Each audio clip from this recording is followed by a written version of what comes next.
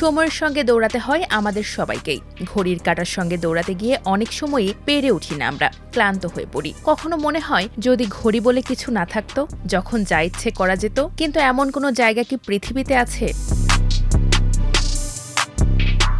সত্যিই আছে এমন এক জায়গা যেখানে ঘড়ি বলে কিছু নেই, নেই তাড়াহুড়ো, নেই কাজের ডেডলাইন। গল্পে শোনা বা স্বপ্নে দেখা কোনো জায়গার কথা মনে হলেও সত্যিই এমন এক জায়গা আছে। একটা দ্বীপ যেখানে ঘড়ি বলে কিছু নেই, নেই সময় মেনে কাজের তাড়া। নরওয়ের আর্কটিক সার্কেলের উত্তরের একটি দ্বীপ পৃথিবীর বুকে সেই স্বপ্নের জায়গা।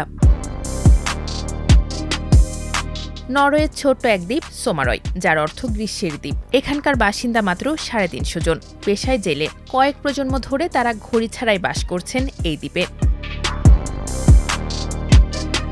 18 মে থেকে 26 জুলাই এই 69 দিন সোমারয়ের সূর্য কখনো অস্ত যায় না। আবার বছরের অন্য সময় নভেম্বর থেকে জানুয়ারি পর্যন্ত সূর্যের দেখা মেলে না একবারও। চারপাশ ডুবে থাকে তারা ভরা অন্ধকারে।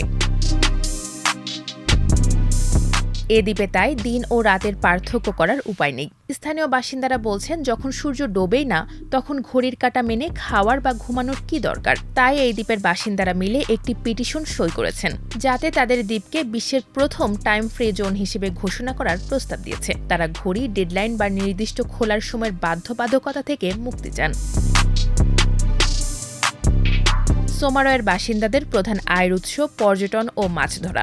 তারা চান দোকানে কেনাকাটার নির্দিষ্ট সময়সীমা তুলে দেওয়া হোক, সবাই যেন যখন যা ইচ্ছা তখন তাই করতে পারে। অবশ্য বিশেষ কিছু ক্ষেত্র বাদে, যেমন শিশুদের স্কুলে যাওয়া থেকে মাফ নেই, স্কুলের নির্দিষ্ট সময়ে যেতেই হবে।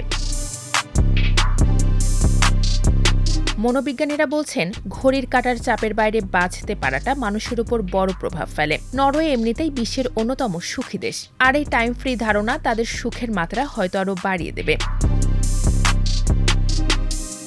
পর্যটন কর্মকর্তারা অবশ্য মনে করেন এই পুরো ব্যাপারটি পর্যটন আকর্ষণের জন্য একটি কৌশল। তবে সোমারয়ে আসা পর্যটকরাও এই ধারণাটি আগ্রহের সঙ্গে গ্রহণ করেছেন। অনেকে নিজেদের ঘড়ি খুলে দ্বীপের দিকে যেতে পথের একটি সেতুর সঙ্গে ঝুলিয়ে দিয়ে যান।